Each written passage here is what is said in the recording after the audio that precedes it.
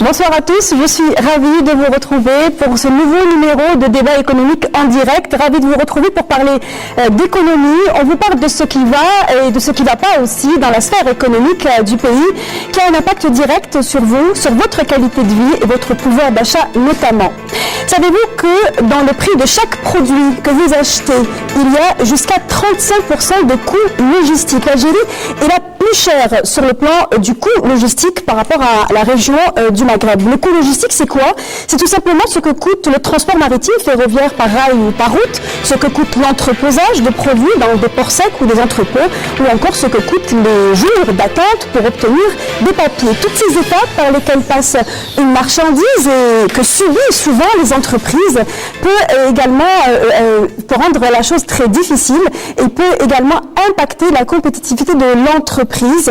On va parler ce soir de ce qui devrait être fait en matière de logistique pour améliorer le coût et permettre à l'entreprise justement d'être plus compétitive et notamment à l'exportation. Nos invités ce soir sont là et bien placés pour parler de cette thématique. Nous avons avec nous Abdellah Seriaï. Bonsoir et merci d'être avec nous. Nous avoir invités. Abdellah Seriaï, vous êtes président du groupe Transport Maritime et Logistique. Vous êtes également le président de la commission transport au Forum des chefs d'entreprise. À vos côtés, nous avons un patron d'entreprise, Karim Bekar. Bonsoir et merci d'être là.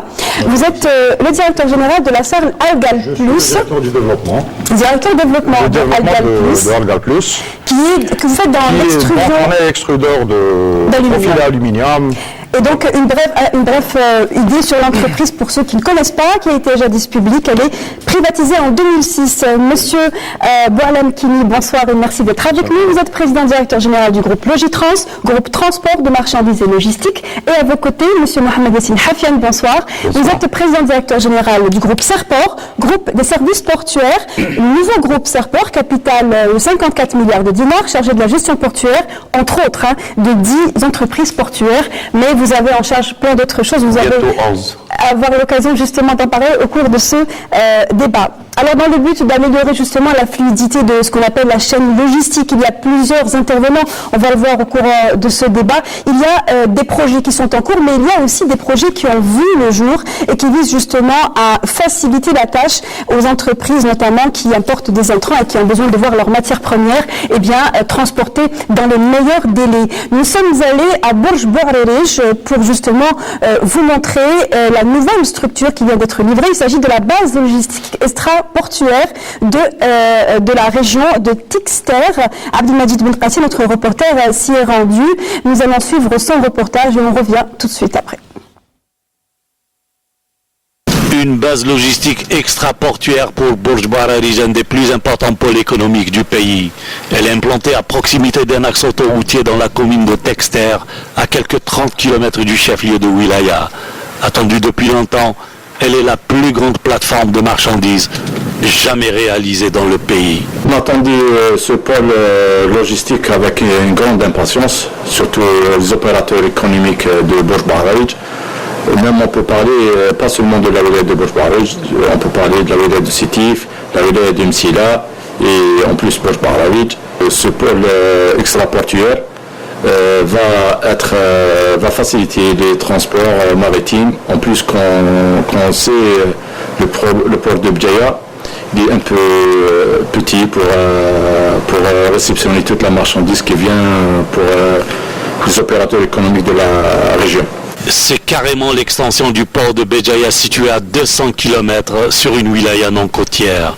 Une base pourvue de tous les services existants dans un vrai port, pouvant accueillir tout type de marchandises. Voici la présentation de la base. La zone logistique extra-portuaire qui dépend de l'entreprise portuaire de Béjaïa. Il y a le terminal à conteneurs d'une superficie de 100 000 m². On a un branchement particulier à la voie ferrée. On a le quartier administratif. On a des hangars frigorifiques. On a la direction EPB de l'entreprise portuaire de Béjaïa. On a la direction de douane et la direction du guichet unique. On a une zone dédiée aux marchandises engins, plus les activités annexes. La nouveauté pour cette zone, c'est sa liaison avec le rail. Le transport ferroviaire de marchandises permettra de décongestionner les routes, qui est un des objectifs recherchés. Une gare a été d'ailleurs réalisée à l'effet, mais pas seulement. En premier lieu, désengorger les ports qui souffrent de l'insuffisance des zones de stockage. Deuxièmement, c'est faire approcher la marchandise des opérateurs économiques de tout l'est du pays, soit import ou export. Troisièmement, c'est développer le transport des marchandises par voie ferrée. Plus la création d'une nouvelle activité qui est la logistique dans cette zone et la création des postes d'emploi. Très bien, merci. Cette infrastructure sera aussi une plateforme qui pourrait être une opportunité pour les opérateurs du Sud qui se trouvent à proximité de Borj Bararij, surtout pour l'exportation des dattes et des produits maraîchers. Ce pôle logistique va aider à faire valoir le produit algérien pour l'exportation. Même on a parlé avec les deux chambres de commerce, celle de Biskra et de Deloued, donc ils sont des leaders en Algérie pour les productions de fruits et légumes. On doit faire les chambres froides et les unités de conditionnement. Ils peuvent utiliser notamment cette zone de logistique pour faire exporter leurs produits. On reviendra dessus ce reportage sur une base logistique qui a été très attendue dans la région. Elle vient surtout régler un problème qui s'est vu latent, c'est-à-dire l'engorgement du port de Béjaïa notamment. Alors plus globalement, on va commencer par dire déjà que la logistique est un paramètre très important déjà dans la santé économique d'un pays. En Europe, à titre d'exemple, la logistique pèse 754 milliards d'euros de chiffre d'affaires, 8% du prix intérieur brut de l'Europe et consiste en de la logistique. Où aujourd'hui se situe l'Algérie en termes de l'indice de performance logistique? Abdel Sayed, pour commencer. Merci. Je dois d'abord apporter une petite correction dans votre intervention de présentation. L'Algérie aujourd'hui n'est pas, si vous voulez, à la traîne au niveau du Maghreb. Nous avons fait un saut qualitatif. Et en ce qui concerne l'indice de 2016, c'est-à-dire, si vous voulez, qui répertorie un peu la situation de 2015, nous avons réellement fait un saut qualitatif et nous sommes, par exemple, aujourd'hui devant la Tunisie en matière d'indice logistique. On est aussi bon ou mieux que la Tunisie, mais moins bon que le Maroc, c'est bien ça? Exact. Donc il y a un saut qualitatif qui a été fait. Je pense qu'il faut d'abord situer la logistique. Qu'est-ce que c'est que la logistique? C'est un terme, évidemment, qui a évolué dans le temps. Aujourd'hui, on ne parle plus de logistique déjà, on parle de supply chain. C'est-à-dire, c'est le management, si vous voulez, de la chaîne logistique. Les choses sont devenues très, très complexes, évidemment au niveau économique. La compétitivité aujourd'hui des entreprises est un élément pratiquement de survie pour les entreprises. Donc, si vous voulez, cette activité logistique a été extrêmement développée dans les entreprises de premier plan. Mais la question justement par rapport à l'indice de performance logistique, c'est de savoir si en Algérie on a réussi à accompagner ce développement que vous décrivez à l'international. D'abord revenir si vous voulez, au poids de cette logistique en Algérie. Hein. Quelques mots. Oui, en quelques mots. Le poids, effectivement, vous l'avez dit, ça représente environ 30%. 30% de quoi? C'est 30% du PIB. Donc, si notre PIB en 2015 a été de 166 milliards de dollars, donc cette logistique pèse, si vous voulez, à peu près 50 milliards de dollars pour l'année 2015. C'est 30%, c'est beaucoup, c'est vraiment énorme. Et nous devons faire, si vous voulez, à ce niveau-là, des gains. À titre d'exemple, je prends l'Allemagne, par exemple, qui est le number one, comme on dit, au plan logistique, qui sont à 6%. Si vous voulez, du poids de la logistique dans le produit intérieur brut de la nation. Donc il y a effectivement beaucoup de choses qui doivent être faites pour faire évoluer les choses. On va justement revenir sur tous les éléments justement à parfaire. L'indice de performance logistique, monsieur Kini. Pour l'indice de performance, l'Algérie en 2016 elle est classée à la 75e place. Par contre, en 2007, on était à la 140e place sur 160 pays. Donc un classement mondial? Oui, c'est un classement mondial. Il y a 24 paramètres pour classer un pays. Parmi ces paramètres, c'est les infrastructures routières, portuaires, le délai de livraison, le délai de répondre à une demande. Les attentes des clients. Moi, il y a plusieurs paramètres. Ouais, monsieur Hafian? Vous savez, il va falloir vous dire, moi je vous remercie d'avoir projeté ce petit reportage sur Tixter. Tixter, c'est une volonté des pouvoirs publics. Et Je me veux pour preuve la visite qu'a effectuée M. le Premier ministre la première fois pour le choix du site. Ça remonte à Ça remonte à 4 années de cela. D'accord. Et M. le Premier ministre, quand il est arrivé sur le site, il a dit ça, il n'en est pas question, parce qu'on nous avait attribué dans le temps uniquement 8 hectares. Et il trouvait ça insupportable, et c'est comme ça qu'aujourd'hui, insuffisant. Et c'est comme ça qu'aujourd'hui, on a, et il va falloir peut-être, on a bon, cette superficie de 20 hectares, mais il va falloir aujourd'hui qu'on se mette d'accord. Tout à fait au départ, la base de Tixter était prévue comme étant un port sec. Et qu'aujourd'hui, en Algérie, il va falloir qu'on enlève de notre esprit cette terminologie de port sec pour aller vers des bases logistiques. Qui intègre plusieurs services, et qui intègre absolument plusieurs services. Et il y a une interaction entre les différents opérateurs. Et aujourd'hui, en ce qui nous concerne au niveau de Serport, nous sommes à la disposition et totalement disponibles. Parce que, pourquoi est-ce que les pouvoirs publics ont appelé le groupe Serport? Nous sommes un service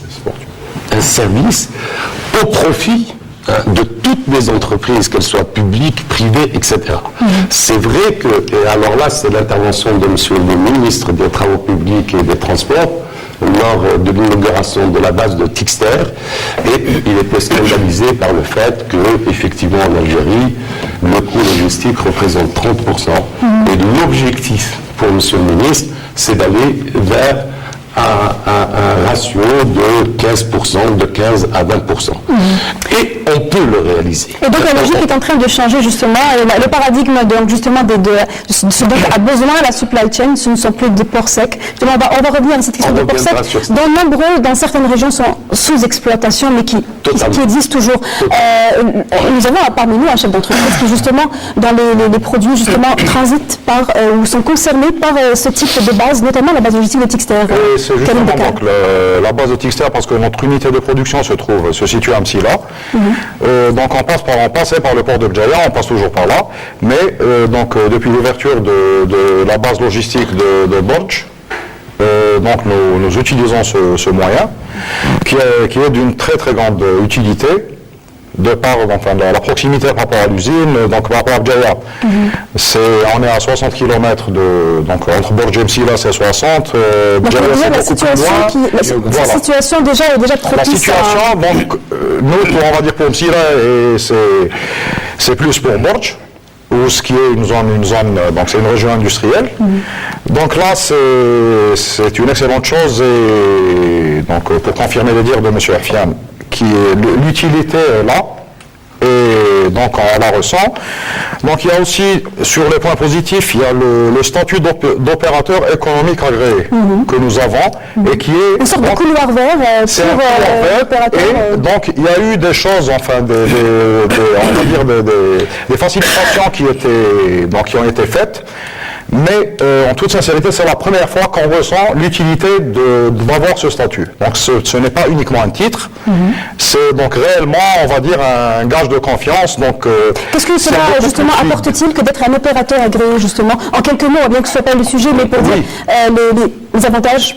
Il y a beaucoup plus de facilitation, d'autant plus que nous avons un parc sous douane au sein de l'usine. Et donc le traitement des dossiers est beaucoup plus rapide, et même dans la pratique. Parce que il y a des choses qui sont dites dans la pratique, c'est un peu moins évident. Mais là, sur ce statut d'opérateur économique, on ressent vraiment, donc là, pour les entreprises industrielles, et c'est beaucoup plus fluide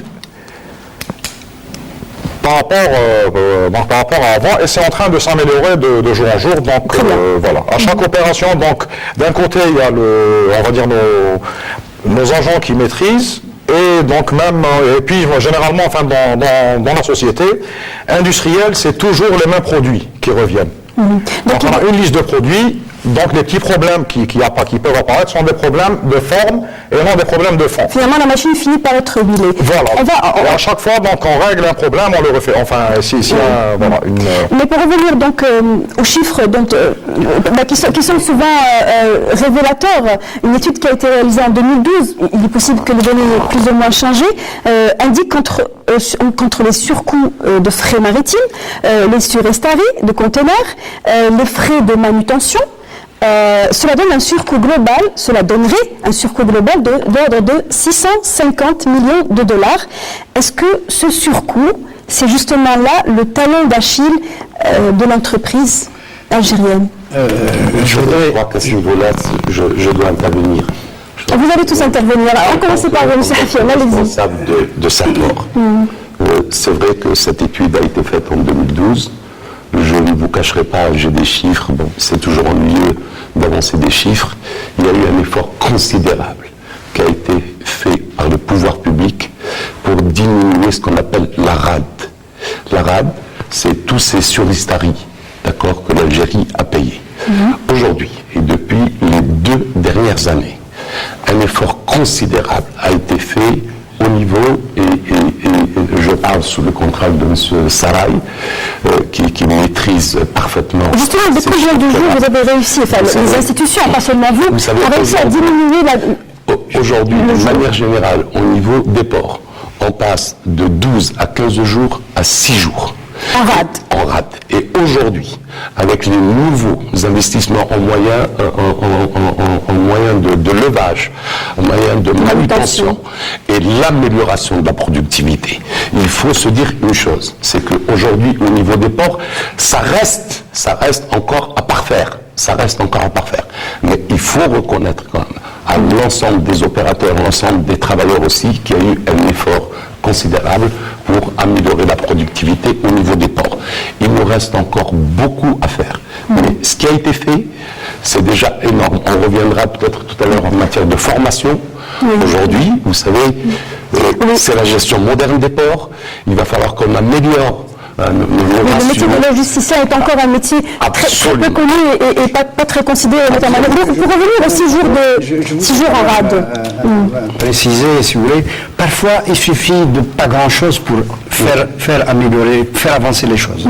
Vraiment, si nous avons fait en 2015, par exemple, un saut qualitatif dans le domaine de l'indice logistique, entre autres, il y a le couloir vert dont M. Decart venait d'en parler.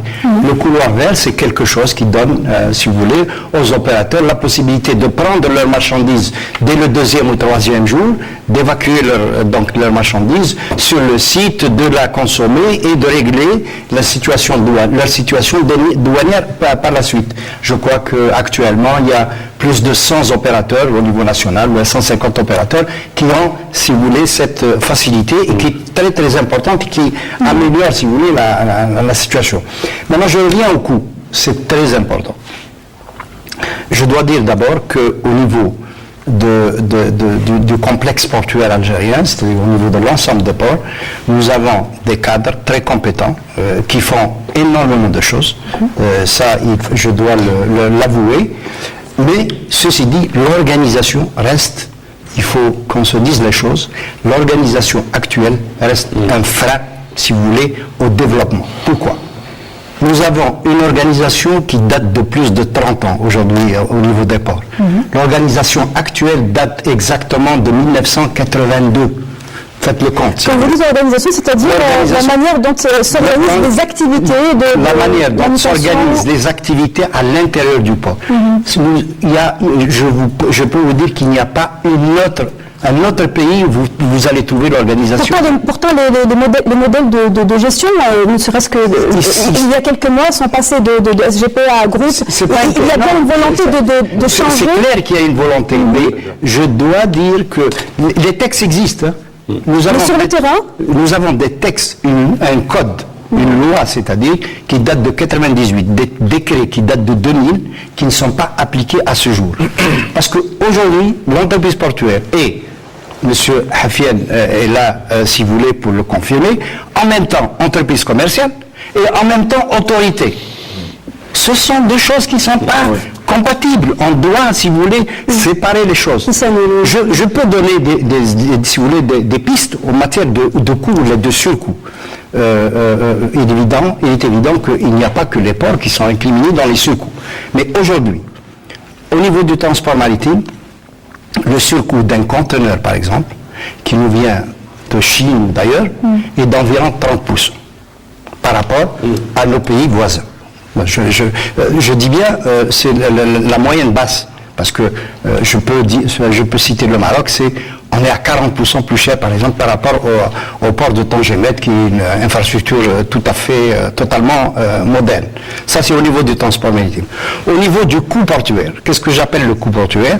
C'est des frais de déchargement, par exemple, de la marchandise, depuis donc le navire, jusqu'au moment où elle sort au niveau de la grille. Donc, ça comprend les frais de déchargement, ça comprend le séjour, ça comprend le dédouanement, si vous voulez. Et c'est tout ça qui... Tout ça... Ouais.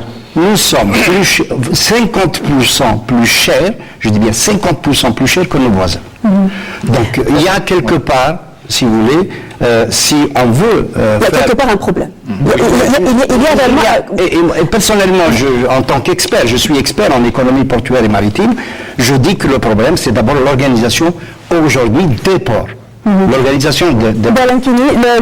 C'est le seul problème selon vous? On ne va pas s'amener à la logistique uniquement des ports. Le groupe Logitrans, Access NTR, a été créé pour développer les plateformes logistiques extraportuaires, ou bien les plateformes logistiques multiflux, à savoir des plateformes containerisées, ou bien des plateformes pour recevoir des véhicules, ou bien des plateformes pour d'autres produits agricoles. Moi, il faut qu'on revienne à l'introduction, il faut faire l'état de lieu, déjà, la logistique en Algérie. L'état de lieu de la logistique. La logistique en Algérie, elle est à l'état primaire. Je parle de la logistique parce que les plateformes qui existent répondent uniquement à ils ont été aménagées pour répondre uniquement à leurs besoins internes de leurs propriétaires. Il n'y a pas de plateforme logistique. C'est pour cette raison, c'est les pouvoirs publics, ils ont réorganisé le secteur du transport, ils ont créé le groupe Logitrans, qui travaille Access NTR, qui travaille toujours dans la continuité pour développer ce secteur. C'est pour cette raison. Vous voulez dire que jusque-là a été, de par son envergure, défaillant, c'est ce que vous voulez dire? Non, je parle pas de la logistique portuaire. Par rapport à votre organisme? Oui, parce qu'il n'y a pas de plateforme logistique pour recevoir la marchandise après dédouanement. Il n'y a pas de plateforme aérienne. On parle de port sec. Port sec, c'est l'extension du port humide. Ce n'est pas une plateforme logistique proprement dit. C'est simplement un espace d'entreposage. Exact, c'est juste l'extension d'un port humide. C'est pour désengorger les ports. Mais le vrai rôle des plateformes logistiques, c'est quoi? C'est la massification des flux, c'est la traçabilité de marchandises, c'est la réduction du coût. On a dit qu'il faut ramener du coût de 30% à 15%, sachant que les pays les plus développés, le coût logistique est à 5%. Il y aura la traçabilité financière. Parce que par définition, la logistique, c'est quoi? C'est la gestion des flux physiques, financiers, et informatiques. Et aussi pour développer cette logistique, on a 4 taxes. Le pouvoir public, on va investir sur les 4 axes, à savoir le développement et la mise en œuvre des plateformes logistiques multiflux. Le deuxième point, c'est sécuriser et massifier les flux. Le troisième point, qui est très important, qui est le développement des compétences à travers un plan national de formation. Et le quatrième point, il faut dire que la logistique sans système d'information, on ne peut pas la gérer. Bien sûr. Le système d'information qui intègre justement aussi bien les institutions logistiques que financières également, par des banques et des douanes. Il faut développer l'éthique, à savoir le WMS et le TMS, c'est le Warehousing Management, et le TMS. Il faut aussi le guichet unique, on va parler tout à l'heure du guichet unique. On va justement parler des propositions un peu plus tard, justement pour déjà expliquer aux téléspectateurs ce dont souffrent au quotidien les entreprises et aussi les importateurs, parce que nous savons très bien que nous sommes le pays qui jusque-là a énormément importé, nous sommes encore dépendants des importations. La bureaucratie, aujourd'hui, elle a un coût également. Alors, il est difficile de le palper, mais nous donner déjà une idée, Karim de Boubacar, la bureaucratie peut faire perdre beaucoup de temps et aussi beaucoup d'argent aux entreprises.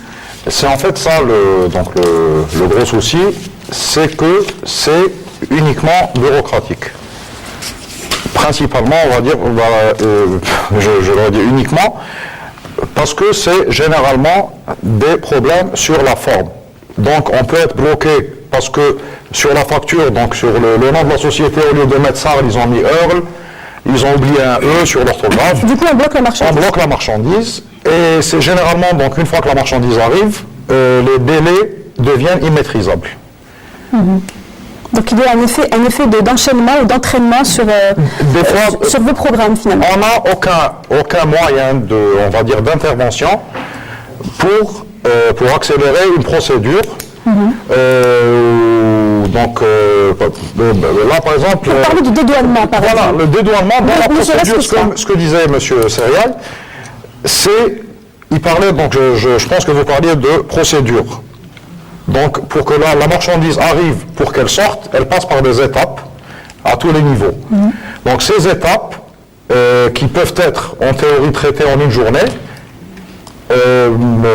sont traitées donc, avec des délais très aléatoires et sur lesquels on n'a aucune maîtrise. Qui peuvent aller jusqu'à combien de temps C'est illimité, on peut pas, ça peut aller à s'il manque un document, s'il y a une erreur sur un document.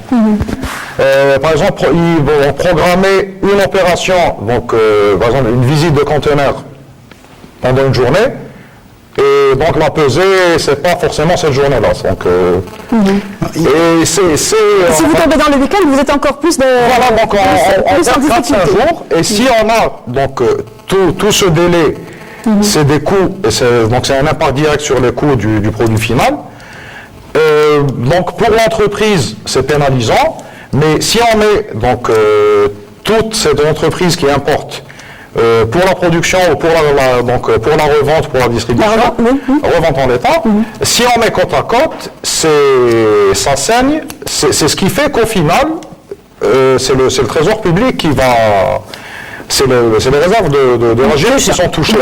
Parce que c'est tous les jours des pertes qui vont au profit des compagnies au final, et donc sans contrepartie. Qui vont notamment dans les poches des compagnies de transport maritime. D'accord. C'est pas aussi. Mais entre autres, on parle de change. C'est pas aussi simple. Je pense qu'il faut parler de moyenne. Voilà. Il faut parler de moyenne. Par exemple, aujourd'hui, au niveau du port d'Alger, je prends le port d'Alger, la moyenne de séjour des conteneurs est de 8 jours. Comparé à il y a une année, 2 ans, elle était déjà de 15 jours. La moyenne de séjour. Donc il y a une amélioration. C'est pour ça que je dis, au niveau des ports, il y a des compétences. Il y a des gens pour chaque jour, rappelons pour chaque jour combien doit c'est autre chose. Les surestaries, c'est autre chose. Mais cela a un coût également. Oui, les surestaries, ça a un coût. C'est clair. Au-delà de 7 jours, vous commencez à avoir, si vous voulez, le tarif qui commence à tourner. Chaque jour, vous avez $20 ou $30 à payer aux armateurs. Ça, c'est tout à fait. Moi, je dis, la logistique, c'est extrêmement important. Surtout si on veut parler d'exportation. Je parlais les secours que j'ai donnés, c'est pour l'importation. Au niveau des FCE, en tant que chef d'entreprise, en tant que forum des chefs d'entreprise, nous avons organisé un séminaire en juin pour essayer de disséquer tout ça. Pourquoi? Parce que les membres du FCE ont senti la nécessité d'améliorer les choses au plan logistique. Si on veut demain exporter, on parle d'exportation. Pour être compétitif, il faut avoir des coûts compétitifs en Algérie d'abord. Si vous êtes grévé à tous les niveaux, vous ne pouvez pas être compétitif, vous ne pouvez pas vendre votre marchandise à l'étranger. Et ça, c'est extrêmement important, si vous voulez, de dire les choses comme elles sont. Voilà, donc là, si on parle d'export, donc nous avons exporté donc, vers les années 2009-2010, nous avons exporté vers l'Europe, donc vers la France, vers l'Angleterre, Tunisie et donc la Libye à travers la Tunisie. Et donc vous avez eu à expérimenter justement on a eu une expérience, donc on est compétitif, donc pour notre part, donc on va dire pour le métier de transformation de l'aluminium, on arrive à être compétitif, bien que donc l'aluminium, son prix est défini par la bourse, il y a un coût de transformation sur lequel donc on va dire on gagne moins. sur le coût de transformation et on arrive donc on est arrivé à placer notre produit sur l'Europe. Le gros souci sur l'exportation, c'est le fait de ne pas pouvoir payer une prestation de service à l'étranger. Donc nous pouvons vendre quand arrive bord navire, port de destination. Le souci, c'est que la majorité des clients utilisateurs d'aluminium n'ont pas eu affaire à des transitaires ou aux démarches douanières depuis plus de 10 ans. Donc c'est des gens qui sont livrés dans leur dépôt, dans leur entrepôt, donc les sociétés de fabricants espagnols ou européens ou polonais les livrent directement, ils déposent leur facture, ils attendent le délai et ils sont payés. Donc pour nous le problème, il est réellement dans ça. Donc c'est ce qui a un peu freiné les gens donc à décider, parce que là... Et qui a freiné également l'activité d'export. L'activité d'export elle est freinée par rapport à ça, parce que on ne peut pas être beaucoup moins cher que les autres, c'est un produit boursier. Donc pour convaincre quelqu'un de se remettre à dédouaner lui-même sa marchandise... Il faut du temps, voilà. Il faut des efforts. Il va falloir vous dire que je vous donne une information qui est déjà en application. Et conformément aux orientations des pouvoirs publics, conformément aux orientations de M. le Premier ministre et du ministre des Travaux publics et du Transport, 50% de diminution par rapport au prix et par rapport aux charges portuaires sont accordées à tout exportateur. Non seulement nous avons mis en place le couloir vert, mais tout exportateur bénéficie d'une réduction de 50%. C'est appliqué à Skikda, qui connaît un essor en matière d'exportation. La semaine dernière, et juste une information qui peut être anodine, mais qui, à mon sens, est très importante, l'Algérie, que Dieu bénisse, nous commençons même à exporter du sel, et c'est la première exploitation, on l'a eu la semaine dernière au niveau du port d'Arzeu, et donc tout exportateur bénéficie non seulement du couloir vert, à côté de cela, il y a une diminution de 50%, d'accord, de toutes les charges toutes charges confondues. Toutes charges confondues. Mieux que cela, il va falloir peut-être qu'on aille immédiatement vers le guichet unique, maintenant pour éviter, je parle des exportations, pour éviter toutes ces problèmes bureaucratiques. On est en train de mettre en place ces fameux guichets uniques. Et je peux vous assurer d'une chose, ça reste quand même à un niveau de balbutiement, mais c'est qu'aujourd'hui, on sent qu'il y a un effort. Justement, qu'est-ce qui fait que le guichet unique soit si difficile à mettre en place dans un contexte pareil? Est-ce que ce sont des éléments, des maillons de la chaîne qui ne répondent pas?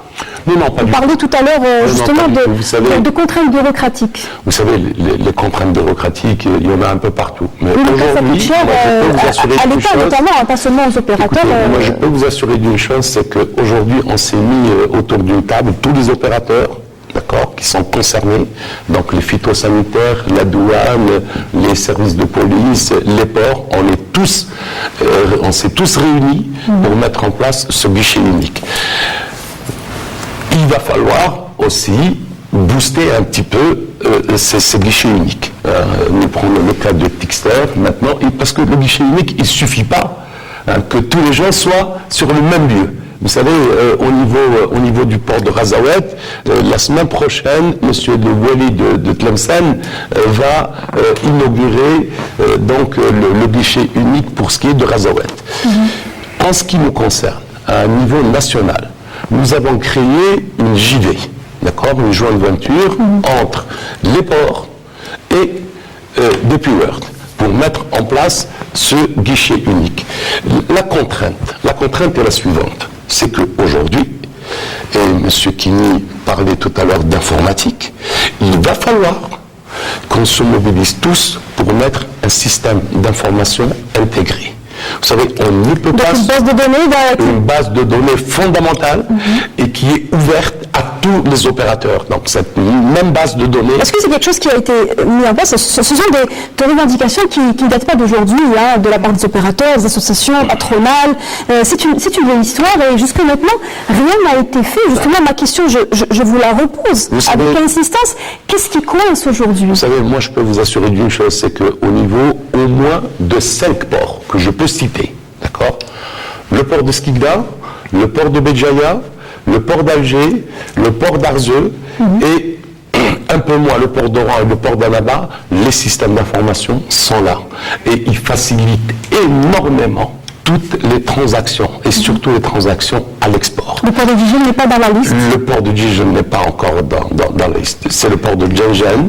C'est un peu plus complexe, d'accord, parce qu'il est en plein de développement, mais déjà, les ports qui sont très avancés en matière de système d'information, c'est le port de Béjaïa, le port de Skikda, le port d'Alger. C'est les 3. Est-ce que ça dépend de la réactivité des gestionnaires? On parle de système d'information au niveau du port. Il y a effectivement le système d'information des ports, mais ça ne suffit pas. Oui. Il y a ce qu'on appelle la communauté portuaire. Bien sûr. Dans les autres pays, dans les autres ports, il y a ce qu'on appelle la plateforme communautaire du port, où sont intégrés évidemment le port, avec toutes ses activités, mais également la douane, si vous voulez, également tous les autres agents transitaires, agents maritimes, et tout ce beau monde-là se retrouve dans une plateforme informatique de système d'information qui permet la facilitation, si vous voulez, pour les opérations aussi bien d'import que d'export. Donc ça, c'est extrêmement important. Je pense, l'information que j'ai, c'est qu'il y a eu un accord qui a été fait entre le port d'Alger et je crois DP World pour la mise en place de cette plateforme au niveau d'Alger. Les choses avancent. Nous espérons que 2017, si vous voulez, cette plateforme sera mise en place. Ce sera une première en Algérie, mais il faut dire qu'on a beaucoup de retard à ce niveau-là. Au-delà de l'organisation et du guichet unique qui est fort important et pour notamment pour l'infrastructure, pour l'organisation de l'infrastructure, il y a tout de même des situations rédhibitoires, c'est-à-dire qui se répètent continuellement pour les chefs d'entreprise, que tout le monde connaît, que tous les maillons de la supply chain connaissent.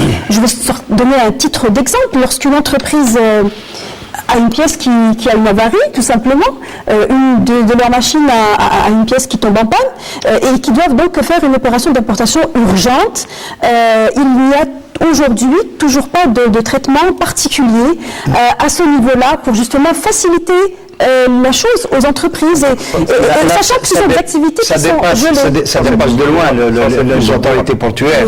C'est au niveau, si vous voulez, des procédures d'importation, parce qu'on a pris une décision en 2009 de ne plus importer donc d'abord des pièces de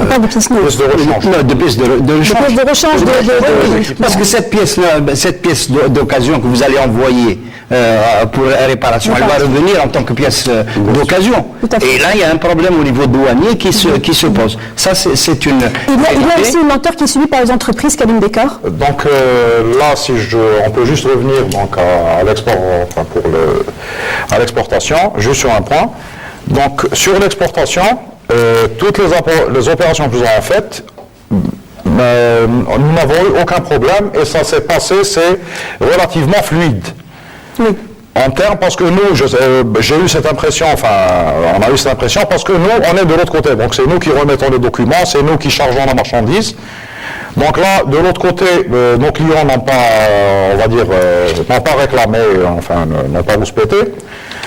Ce qui était, donc, sur l'exportation, tout est, donc, au niveau de la chambre de commerce, au niveau de l'embarquement au port. Donc, on avait travaillé avec la CNAM et avec une autre compagnie. Mais, donc tout ça, par exemple, nous, on va dire, pour notre part, notre proposition serait de créer des plateformes logistiques par région. Donc, l'État crée une plateforme où l'exportateur algérien envoie sa marchandise. Cette plateforme s'occupe donc des démarches, donc elle prend la marchandise, la ramène dans le port. L'exportateur, il délègue quelqu'un ou il il envoie quelqu'un de chez lui pour la prise en charge de cette marchandise. Pour la réception de la marchandise. La réception de la marchandise, le chargement, donc jusqu'à la livraison chez le client. Oui. Vous posez une question intéressante, mais vous avez contourné la mienne, je la reposerai tout à l'heure. Oui. Vous avez une réaction à Bahem Kini. Une réaction parce que c'est le rôle du groupe Logitrans, il a été créé pour réaliser des plateformes à travers le territoire national. Les 4 premières plateformes seront lancées à partir du premier semestre 2017. Une savoir une à Oran, la deuxième à Alger, la troisième plateforme ce sera Sétif, et la quatrième ce sera à Togourt. Ce sera des plateformes pilotes. En même temps, ça devait pour la formation des nouveaux métiers de la logistique.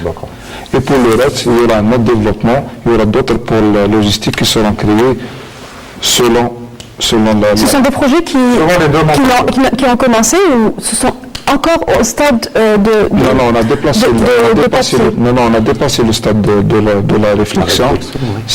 L'étude a été faite, le lancement sera... Les assiettes foncières ont été... Oui, les assiettes foncières, les premières assiettes foncières, c'est des assiettes propres à notre groupe. Et on a acquis d'autres assiettes foncières, toujours dans le domaine de la création de ces plateformes, parce qu'il y a une forte décision du pouvoir public, il y a une résolution de CPE 2013 pour confier le développement logistique à notre groupe. Et ce projet, c'est-à-dire on parle il ne faut pas oublier la création d'emplois. Oui, aussi. C'est la plateforme, si vous voulez, logistique, son rôle, il est beaucoup plus large que l'export uniquement. C'est pas uniquement l'export. Pour information, peut-être qu'il y a beaucoup d'opérateurs aussi qui ne maîtrisent pas tout à fait la chaîne. Pour information, tous les ports secs, tous les entrepôts sous douane que vous avez dans la région ont les attributions de faire de l'export, c'est-à-dire de mettre de sceller la marchandise au niveau du port. On le fait à l'usine. Ça peut être fait à l'usine, ça peut être fait dans un port sec, ça peut être fait... C'est en fonction des capacités de chaque entreprise, de son organisation. De son organisation. Mais je reviens à quelque chose, si vous voulez, d'important, à mes yeux. Aujourd'hui, il y a des efforts qui sont faits, par exemple, dans le secteur de l'agriculture. On ne peut pas le nier. Il y a une production agricole qui, de plus en plus, est importante et même intéressante à l'export. Mais toutes les volontés de facilitation au plan administratif, au plan tarifaire, etc., peuvent se heurter à d'autres contraintes qui, malheureusement, nous échappent. C'est les contraintes de transport maritime. Les produits maraîchers, par exemple, doivent évidemment être exportés dans les 48 heures ou dans les 24 heures après leur collecte au niveau des champs. Ils ne peuvent pas rester ici. Et là, il faut avoir des navires appropriés pour pouvoir acheminer la marchandise vers les lieux de consommation. Et c'est malheureusement pas toujours évident de trouver ce type de navire pour cette demande. Donc, la question, je reviens à M. Kini. Pour moi, enfin, quand je parlais de plateforme par région, je parlais à l'international. Donc, carrément que l'Algérie, du moment que c'est plus compliqué et coûteux d'ouvrir un bureau donc pour une société qui a, on va dire, l'intention et le souhait d'exporter. Donc d'ouvrir un bureau à Valence, de louer des dépôts, ou à France, ou à des régions qui... Mais les entreprises aujourd'hui se voient refuser la possibilité de louer des bureaux à l'étranger. Donc pour la proposition, qui est l'éventualité, on va dire, pour régler ce problème, c'est que donc l'Algérie, enfin le gouvernement ou la société de dépôt ou une société de logistique crée une plateforme destinée à recevoir les produits algériens en Europe, donc dans un port européen, dans un port de l'Afrique de l'Ouest, parce que là il y a des possibilités dont l'Algérie ne profite pas du tout. Vous pensez que c'est d'ordre possible je pense, avec tous les projets qui sont déjà prévus au niveau national? Vous savez, aujourd'hui tout est possible. Aujourd'hui tout est possible. Il faut avoir de l'argent, M. Hafi. Non, il ne suffit pas uniquement d'avoir de l'argent. Vous savez, je ne pense pas qu'on soit moins intelligents ou plus intelligents que les autres, mais il va falloir qu'on se mette tous au travail. Vous savez, très souvent, très souvent, pour ne pas dire tout le temps, les économistes disent « vive la crise ». Parce que c'est en période de crise qu'on va prendre des décisions pragmatiques. C'est là où on va mieux s'organiser et c'est là où on va prendre en charge tous nos problèmes. Concernant les bases logistiques, vous savez, c'est là où il y a la valeur ajoutée la plus importante. C'est là où il y a une valeur ajoutée. Il ne suffit pas uniquement. C'est pour ça que dans la terminologie maintenant de Serpent, dans la terminologie, je dirais même, du ministère des Travaux publics et Transports, on veut ne plus parler de port sec. On veut aller. Et je me veux pour preuve. Cette semaine, nous avons signé un important contrat pour la mise en place d'une nouvelle base logistique et il y aura 3 partenaires. Le port de Djenjen, GEMA et Logitrans. Et on va avoir une base de 9 plus 7, 16 hectares dans l'arrière-pays de Gigel et elle va contribuer aussi à prendre en charge tous les problèmes récurrents en matière de traitement de marchandises. Et servir les nombreuses bases industrielles qui ont vu le jour. En parlant de GEMA, M. Hafian, justement, GEMA est l'un des segments de la chaîne logistique. Il s'agit des consignataires, c'est bien cela. Justement, on s'est intéressé à la question des consignataires, puisqu'une entreprise publique de consignataires qui s'appelle GEMA existe. Après l'ouverture du marché, bien entendu, cela a été le cas pour l'ensemble des entreprises publiques. Elle a dû faire face à une ouverture de marché et donc à beaucoup de difficultés. Elle a perdu notamment plusieurs parts de marché. Il y a également cette réalité, lorsqu'on parle de supply chain, ces réalités d'entreprises publiques qui ont parfois du mal à s'adapter à l'ouverture du marché. C'est l'exemple justement de cette entreprise. Nawal Abada, notre reporter, s'est rendu sur place et a fait une interview avec le directeur général. On suit son reportage. Prendre en charge un navire implique toute une logistique. C'est la mission des consignataires. La Société publique générale maritime GEMA en est un. La consignation des navires, c'est que l'armateur étranger, quand il arrive avec son navire dans les ports algériens, il est représenté par un agent maritime, un consignataire. Dans ce domaine-là, il y a 2 types de navires, 2 types de lignes. Il y a des navires en ligne régulière et des navires en trempe. Le consignataire, c'est un mandataire. Il est mandaté par l'armateur pour donc traiter le navire, son escale, pendant toute la durée de l'escale jusqu'au retour du navire. Donc il y a la partie traitement du navire et la partie traitement documentaire liée à la marchandise. En Algérie, où tout ou presque est importé, on en déduit que cette activité a été génératrice d'importantes ressources en devises pour l'entreprise. Des parts de marché qui se sont réduites comme une peau de chagrin après l'ouverture du marché. GEMA était monopole, ça veut dire quoi? Ça veut dire qu'elle consignait tous les navires étrangers. En 1998, il y a eu l'ouverture, libéralisation du marché au privé. Donc ce sont surtout ces grands armateurs qui étaient chez GEMA ont ouvert leur propre consignation. Donc ils ont créé des entreprises de droit algérien. GEMA se retrouvait devant de nombreux concurrents, surtout face à ces géants-là. Une concurrence qualifiée de déloyale. Pourquoi? Je parle de déloyale parce que d'abord, il n'y a pas de référence de barème ou de prix. N'importe qui peut venir casser les prix. Quelqu'un qui a un fax, un téléphone, parfois même pas un ordinateur quand ils ont commencé à l'époque, bien sûr, et quelques agents, ils traitent donc un navire, il peut le traiter à 500, 600 dollars facilement, or que nous traitons un navire à 2000 dollars, 2500 dollars, et c'est ça la norme normalement. Pour se maintenir donc, GEMA se redéploie. Depuis 2013 jusqu'à aujourd'hui, on a fait pas mal de choses. Par exemple, on parle toujours de plateforme logistique. Donc on a pu avoir, pour faire la plateforme logistique, il faut un terrain, il faut de l'assiette. On a pu avoir un terrain au niveau de Gigel, par exemple, pour en faire une plateforme logistique.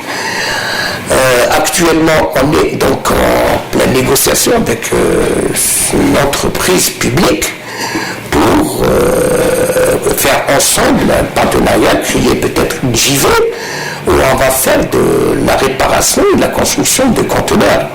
C'est un domaine actuellement qui est vierge et l'Algérie actuellement est en train de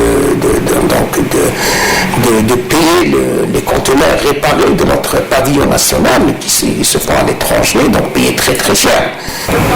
La formation n'est pas en reste dans le plan de l'entreprise qui a carrément ouvert une école afin d'accompagner les différents intervenants du secteur, le tout dans le but d'une meilleure maîtrise de cette activité.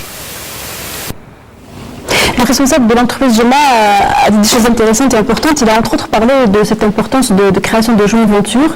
Le partenariat public-privé, est-ce qu'on peut considérer que c'est ce qui va pouvoir faire, on va dire, émerger l'entreprise logistique publique à caractère public? Je voudrais dire un mot, si vous voulez, sur ce partenariat.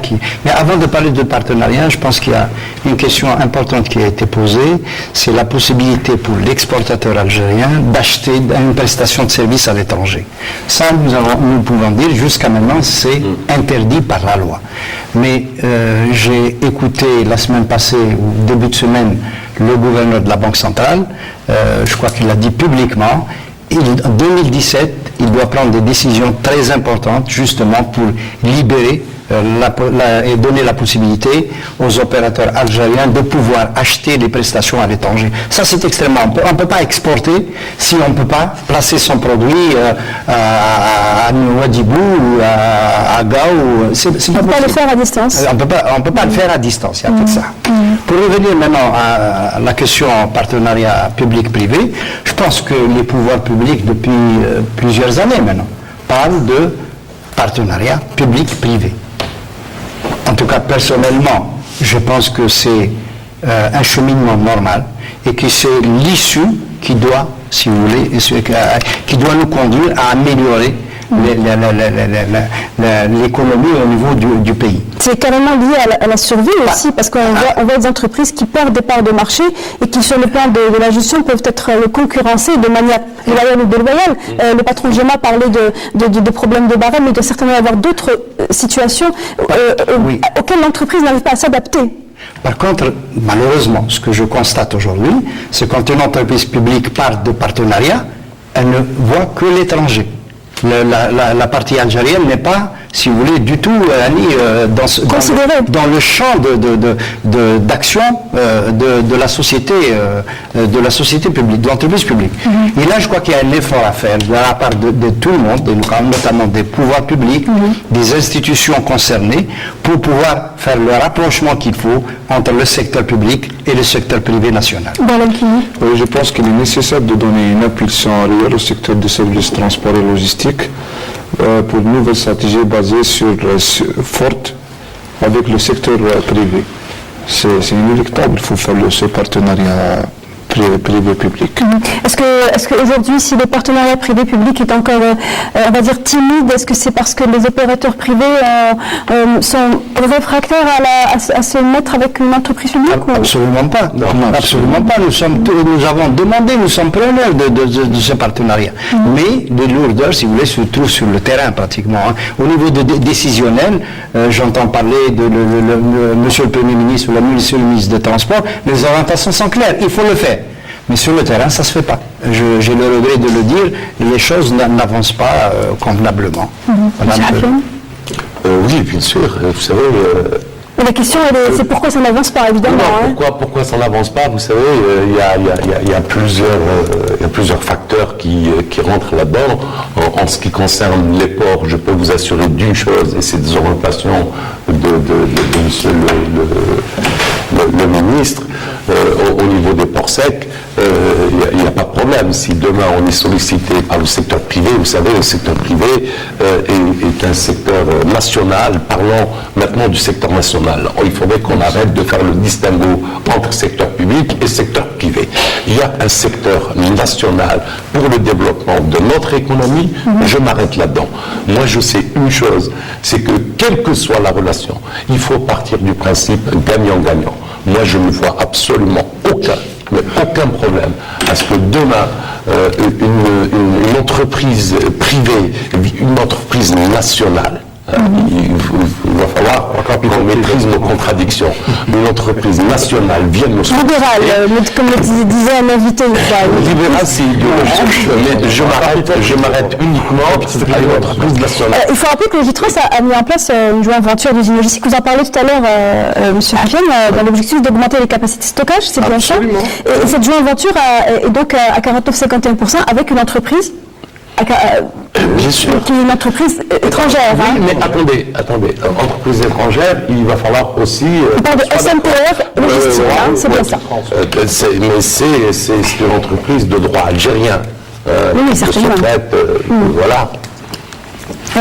Et donc, pour ce qui est du partenariat... Il faudrait, si vous voulez, passer de la parole aux actes. Oui.